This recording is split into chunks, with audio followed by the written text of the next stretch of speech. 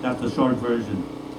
So we're kind of taking shortcuts today because it's too beautiful of a day for me to be up here roasting away. I can't be the only one out in the sun here. So, but again, like I said, you guys can sit down now and just enjoy the afternoon and enjoy the beautiful process that we're going through.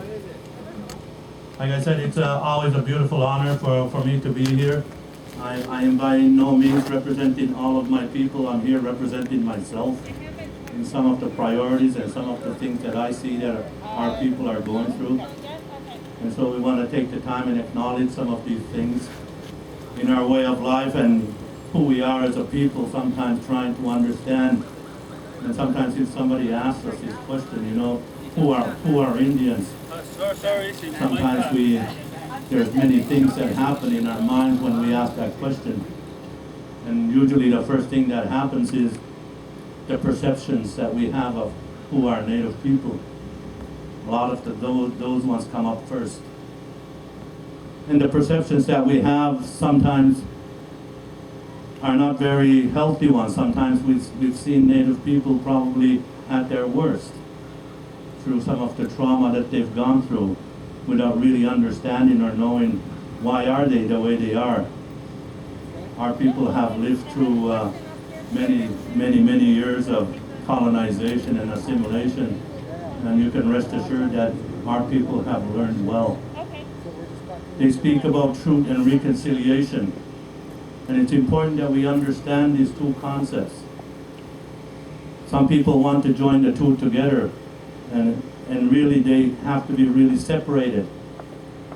Before we can even think about moving into reconciliation, we first have to understand what is the truth. And so when we speak about the truth, we have to look at a little bit about some of the history of who we are as a people. Where were we? Why are we the way they are? What is some of the history that has led us to be, for you guys to be sitting where you're sitting? It's very important that we understand these. And so trying to learn this history to find and formulate a better understanding are some things that will probably change some of the perceptions that we have. This is an important, very important part of who we are as a people. So that means that in kind of like a little bit of a soft way, I'm trying to address the true core of some of the things that face our people. And it affects all of us, and that's racism. Racism is alive and well. It hasn't gone anywhere. It's not going anywhere anytime soon. So we'll just try not to kid ourselves with that.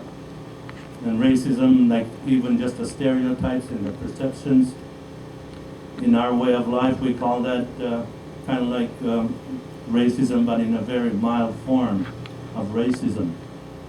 In other words, it's not really that damaging. The harmful part of racism is hate and anger. So that's the harmful part of that. But when we have just perceptions, well, we can work with those. And so it's very important for us to be able to understand some of these things. The many different injustices that happen to our people is a reality for us. That's the same in mainstream society with some of our brothers and sisters of different color and different race and different nationalities. They face some of the same things that we face.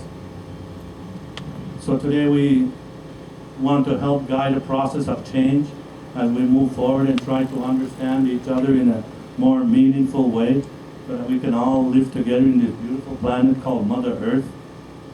I think the most important mission that we all have, some of the things that are very sacred to us, is Mother Earth herself, and some of the things that are happening. Way in the past, our people used to speak about some of the prophecies of some of the things that will happen. And some of the warning signs that we've had, unfortunately, we haven't listened to them really well. And probably one of the biggest warning signs that happened was 3 or 4 years ago when the whales started coming ashore. The right whales, and they were beaching themselves on the beaches here.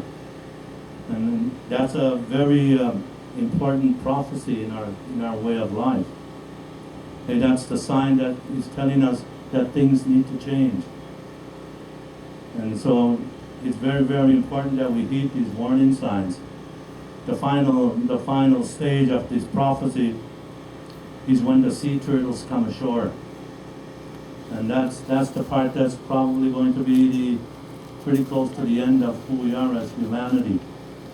I think the crisis that the world is going through right now with COVID, and it's really Mother Earth's way of telling us that we better do something about this and do something about incorporating change. So it's very important that we take the time to do that.